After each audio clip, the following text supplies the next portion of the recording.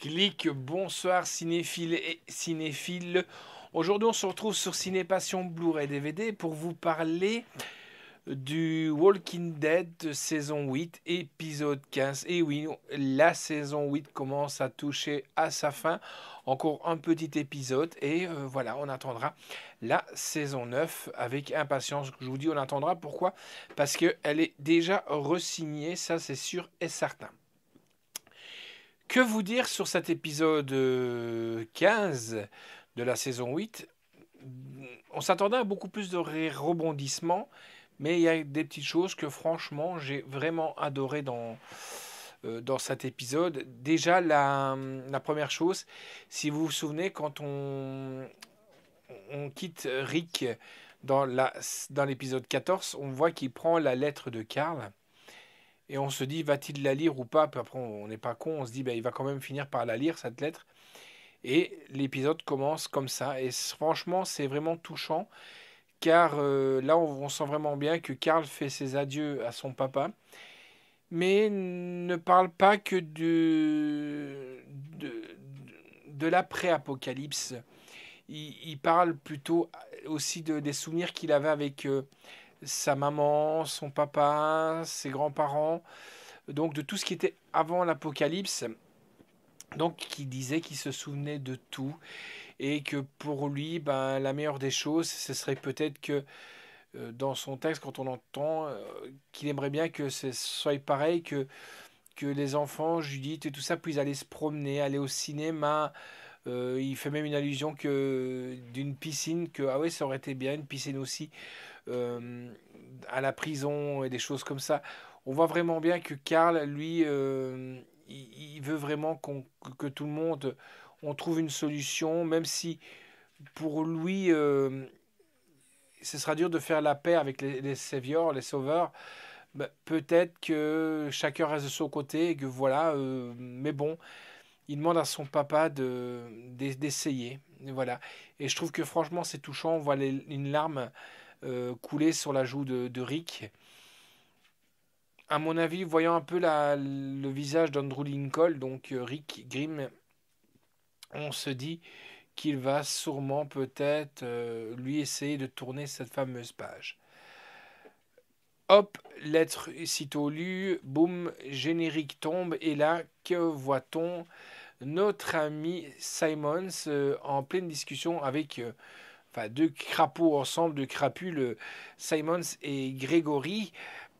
Donc Grégory, on ne sait pas comment, on sait qu'il est retourné chez les Saviors, on ne sait pas comment, ça c'est le mec qui arrive même pas à se torcher le cul lui-même, on se demande comment il a pu arriver jusque là, euh, sans attaque, et que les autres ils se sont fait pratiquement tous becter et tués par Rick et Morgan, si vous vous en souvenez. Donc on voit euh, Simons qui est en train de parler à Grégory. Grégory qui essaie de monter un peu sur ses chevaux. On se dit, à mon avis, toi, mon ami, tu vas passer un mauvais quart d'heure. Et Simons lui dit, tu vas devenir mon larbin. Il le met par terre. Et voilà. Après, bien entendu, on arrive. Et là, on entend le fameux. Et on voit Dwight qui est en train de fumer une cigarette. Et il voit Negan. Il fait, t'es surpris de me voir là. Et Dwight un peu étonné et patati patata, une discussion va commencer à se faire. Je ne vais pas trop vous en dire plus, je vous laisserai regarder. Et puis après, qu'est-ce qu'il arrive fatalement? On voit Negan parler avec Simons, qui au départ va lui faire un petit peu de morale, va le faire flipper énormément. Là, on va apprendre qu'au départ, c'était, si on vous en avait déjà pas parlé, que c'était Simons qui dirigeait les Saviors et que Negan avait pris le pouvoir en disant que lui c'était carrément un psychopathe pas possible quoi et tout. Il va faire mettre Simons à genoux, on va se dire salut, à mon avis tu vas me bouffer du Lucille. Mais non, il lui dit ah t'es pardonné, mais bon, connaissant un peu l'asticot là, Negan, on se dit à mon avis c'est pour mieux rebondir à mon ami. Et voilà. Après, on a un Eugène aussi qui a envie de faire chier un peu du Gabriel, mais qui va au départ mettre un peu Gabriel de côté parce que Gabriel est malade. Et au départ, il prépare même une mixture pour donner à manger à tous les gens qui travaillent, mais de la sardine avec un mélange, je ne sais pas de quoi, avec de l'ail et tout ça, ça ne doit pas être trop appétissant. Et après, il dit que lui, il va aller essayer quelques balles. Et en sortant pour aller tirer quelques balles, boum, il tombe sur Rosita et notre ami Daryl. Alors là, bah, on se dit, chouette, tu vas passer un mauvais quart d'heure, mon ami. Au départ, il commence toujours à faire un petit peu son baratin à la con, le mec rempli d'intelligence, parce que bon, il est quand même très intelligent, mais bon, à la fin, c'est un peu gavant. Daryl se retourne une fois pour essayer de le planter. Rosita dit non et tout ça. Puis après, c'est au tour de Rosita de lui mettre le canon sous la gorge. Mais elle lui fait plutôt une morale. Elle lui dit des mots assez, assez durs qui vont peut-être lui donner à réfléchir. On n'en sait rien. Mais entre deux, ben, il y a une bande de zombies qui arrivent, des zombinos. Et là, qu'est-ce qui se passe? Ben, Daryl va pour faire un passage et notre ami Eugène va se faire gerber sur Rosita qui va être écœuré et lui va en prendre pour cette occasion pour filer. Et après on voit notre ami Daryl et Rosita aller après eux, après lui, mais ils suivent une trace et malheureusement ils ne le trouvent pas. Mais Eugène, pas con du tout, bah, s'est caché en dessous des cendres et voilà. Et après, il rejoindra la fabrique des munitions. Et là, on le verra très, très vénère.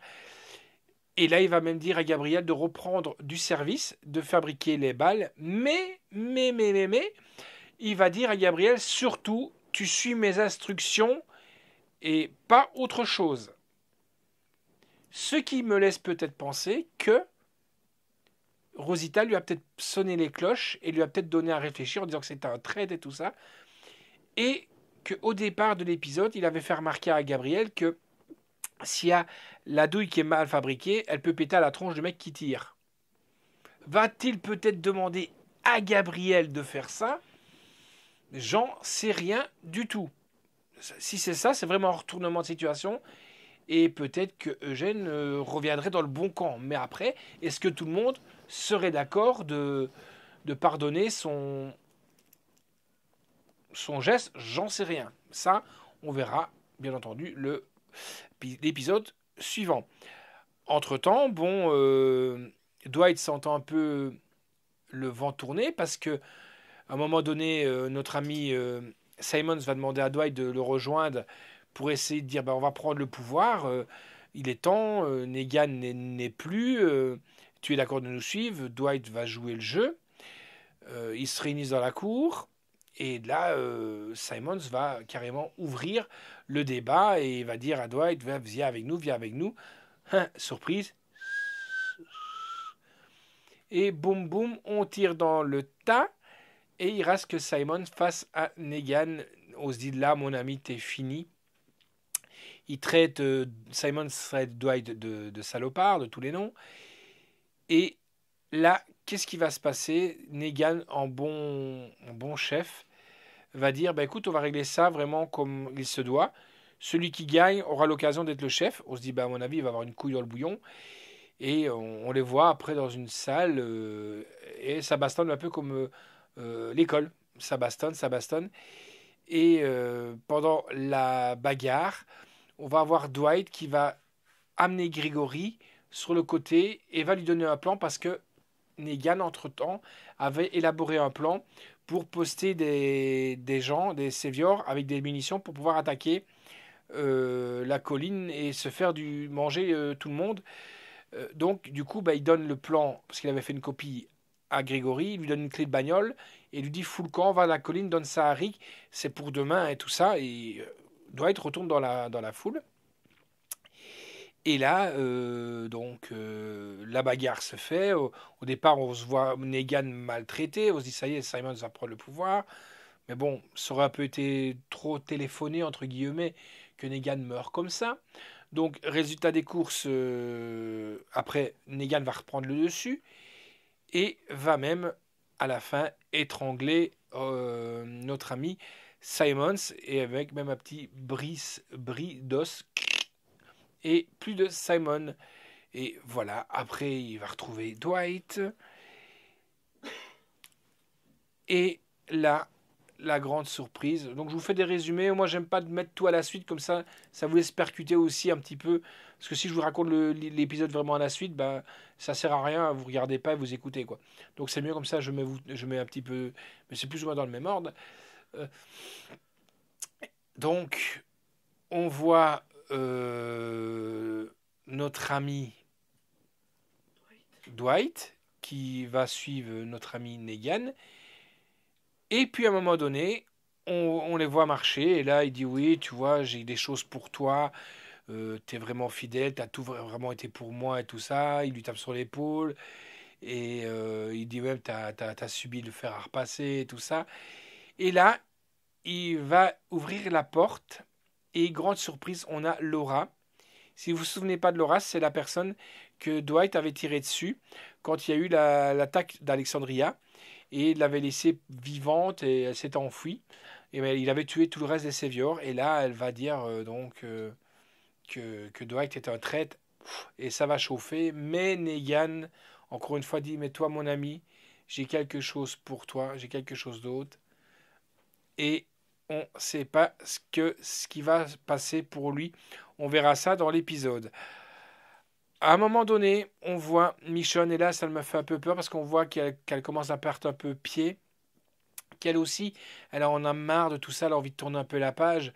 Ce qui me laisse dire aussi, c'est que Michonne commence vraiment à tourner dans les Marvel, donc peut-être qu'elle a des contrats plus alléchants, donc peut-être qu'elle devrait peut-être y passer à un moment donné, j'en sais rien, on verra bien. Et là, elle prend la lettre de Negan dans le tiroir, et elle se rend au repère de Negan, bien caché, bien entendu. Elle appelle Negan et lui dit salut, enfin, elle lui dit pas salut, hein, on va boire un verre. Elle dit Negan, voilà, c'est Michonne. Alors, bien entendu, Negan avec son humour un peu décalé, mais j'adore cet humour de notre ami Negan, donc, hein, qui dit ah, la dreadlock au sabre. Il dit je ne viens pas pour faire la paix ou quoi, comme je viens juste pour te lire une lettre que Karl avait écrite pour toi. S'il te plaît, écoute-la et tout ça. Donc elle lui dit la lettre. On voit bien que sur le visage de Negan, il est touché par ce message.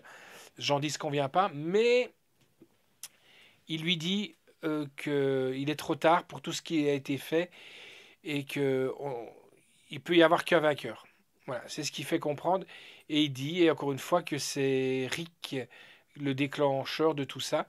Et voilà, on verra bien. Je dirais il y a une pour de choses qui est vraie. Et puis là, après, elle lui dit Karl, vraiment, c'est la lettre complète, il lit. Et là, bien entendu, il casse le walkie-talkie. Et après, ben voilà, il veut plus rien entendre et on va voir ce qui va se passer. C'est pour le résumé de cet épisode que j'ai vraiment trouvé bien. Moi, la scène vraiment qui m'a touché le plus, c'est que la lettre de Karl, aussi bien adressée à Rick qu'adressée à Negan. Je trouve ça vraiment en plus avec une superbe musique de fond, vraiment très bien.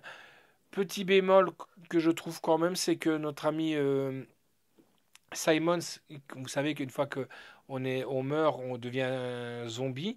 Il accroche je veux dire, dans la cage à zombies, hein, près de chez Negan. Et franchement, notre ami, je tombe plus sur son nom d'acteur, Stephen Hawks, donc qui fait le rôle de Simons, n'est vraiment pas fait pour le rôle du zombie. On le voit vraiment comme ça. Je trouve ça un peu con, mais bon, que voulez-vous, on sait que maintenant Simons fait partie des marcheurs, on va dire ça comme ça, des zombinos, hein. Voilà. Donc, j'attends avec impatience le dernier épisode. J'attends oui et non. Pourquoi? Parce que on sait que ça va être une bataille. Parce que Monsieur Andrew Lincoln a dit que ça allait se faire un peu à la fameuse Brave Earth, dans une grande plaine, où il va avoir beaucoup de tués. Mais je trouve qu'on aurait peut-être dû le faire en 2 épisodes. Ou alors ce sera peut-être un épisode plus long, j'en sais rien. Parce que le temps que l'épisode se mette en route, ben, il restera plus que 45 minutes. Ça va être dur pour voir le dénouement. Il y en a qui n'ont pas envie de voir Negan mourir. Il y en a qui n'ont pas envie de voir Rick mourir. Est-ce que les deux vont vivre? Est-ce qu'ils vont faire la paix? That is the questions. On n'en sait vraiment rien. Est-ce que Jen va retourner sa fraque, va revenir dans le bon camp? Peut-être. Est-ce que Eugène va être tué? Peut-être. Est-ce que Dwight va être tué par Negan ou Dwight va être tué par Daryl? Parce que Daryl a encore des comptes à rendre avec. On n'en sait rien. Entre-temps, si j'ai oublié de dire dans cet épisode-ci, on a pu voir encore un petit peu nos amis près de la plage, je ne tombe plus sur le nom, des Océans, un petit peu avec un bon épisode, franchement avec des textes vraiment touchants pour Carl, pour la lettre pour son papa et pour Negan. Je vous ai dit, bon, on verra la semaine prochaine pour le Walking Dead, dernier de la saison. Et dès que c'est terminé, on enchaîne avec Fear the Walking Dead. Et là, on se retrouvera, bien entendu, toutes les semaines aussi, pour vous parler de Fear the Walking Dead. Et arrivera ce qui arrivera, ce qui arrivera. Hein, moi, j'aime bien le Jeffrey D. Morgan. J'aime bien Andrew Lincoln.